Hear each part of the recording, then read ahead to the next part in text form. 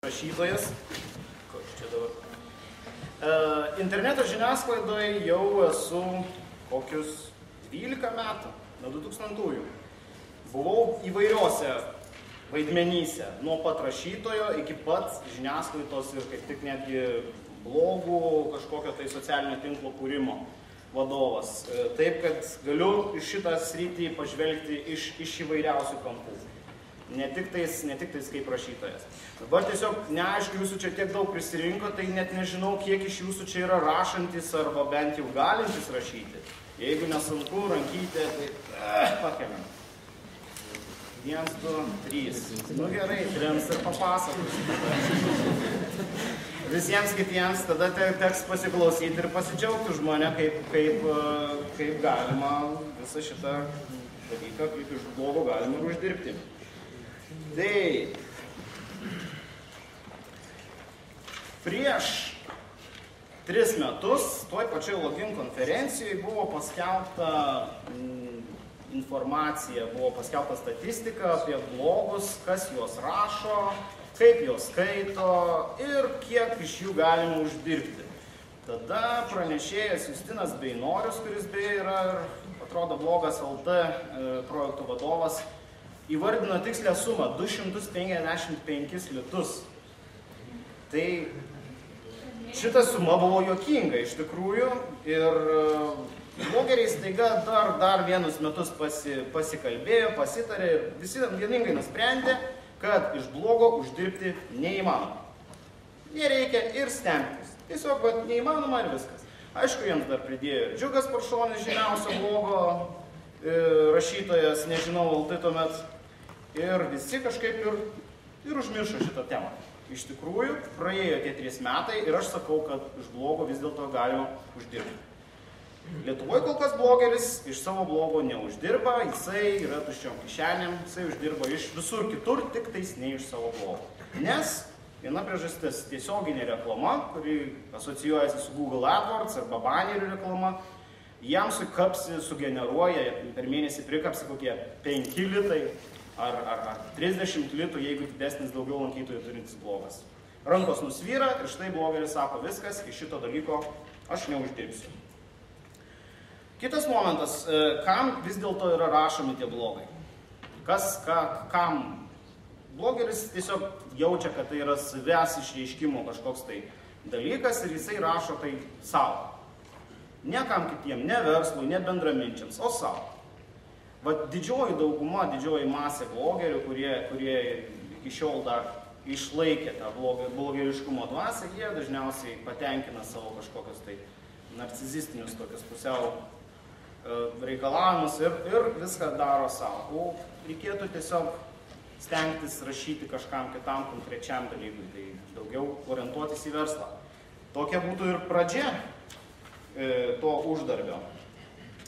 Kol blogeriai rašinėja savo, pasakoja, kaip čia dabar sunku, nieko neuždirba mano tas blogas, verslininkai turi didelę dilemą. Kaip parašyti normalius lietuviškus tekstus į savo interneto puslapį, savo lankstinukams, savo bet kokiai reklaminiai medžiagai. Kaip? Netgi Facebooko profilyje reikia tiesiog parašyti kažkokius tai kelis sakinius, paskelbti konkursus ir panašiai. Verslininkai labai daug masto. Yra, aišku, priežastis, yra ir išeitis. Šefas paprasčiausiai visą šitą teksto rašymo darbą suverčia ant biuro administratorės pečių, sako, štai pasidarėm naują puslapį, dabar būk maloni, iš kur nori iš ten, surašyk mums tekstus apie mus, paslaugos, viziją, misiją, kas ten dar kontaktai, ir tu kaip pati žinai. O vargšė Božena, administratorė, įmokėdama lietuvių kalbos, tai prirašo gyvenimas į visai kitai gražus ir į paslaugos, į viziją, misiją su ilgaja ir visai kitai.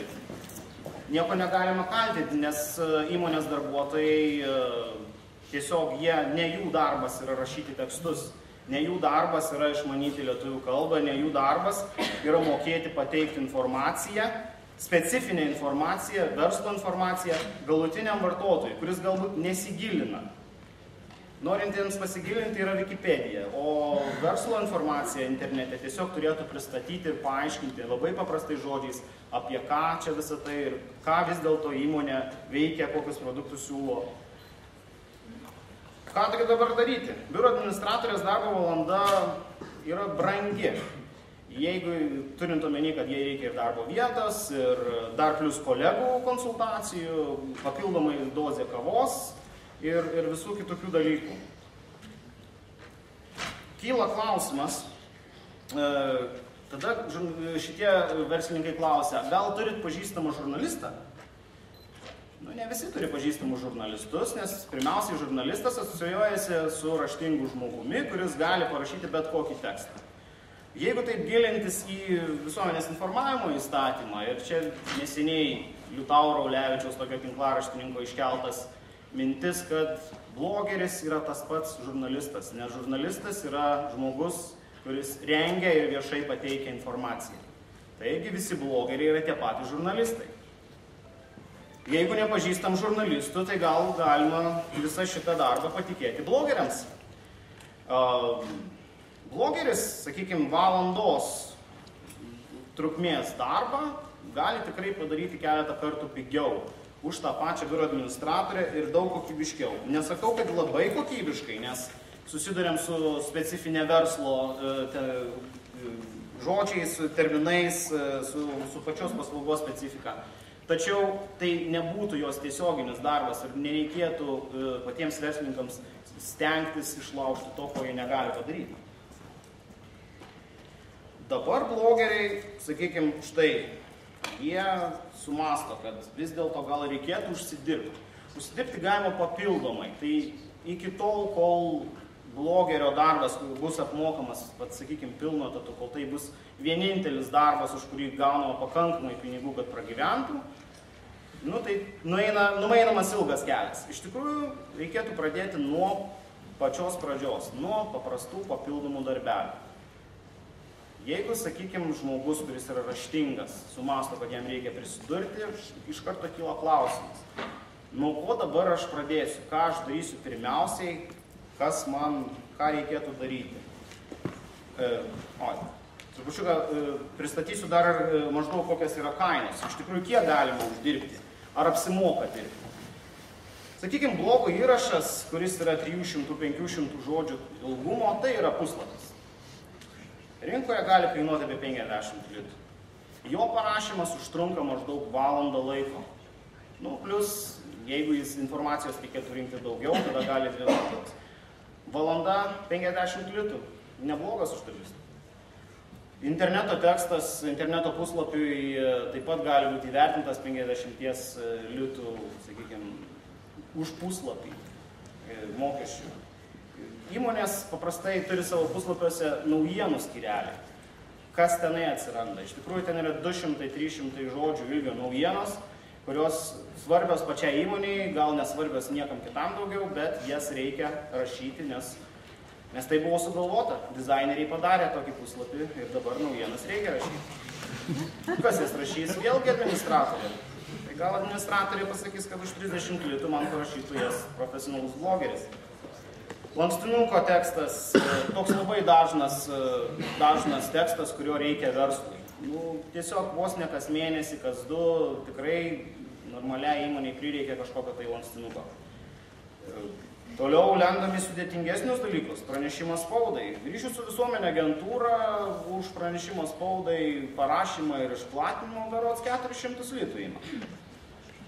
O iš esmės gal ir galima tą dalyką daryti pigiau. Aišku, jokių garantijų, kad bus parašyta spaudoj nėra, nes ryšių su visuomenė agentūra dar žurnalistams ir apipila dovanom. Dėl to ir tekstai ir būna publikuojami.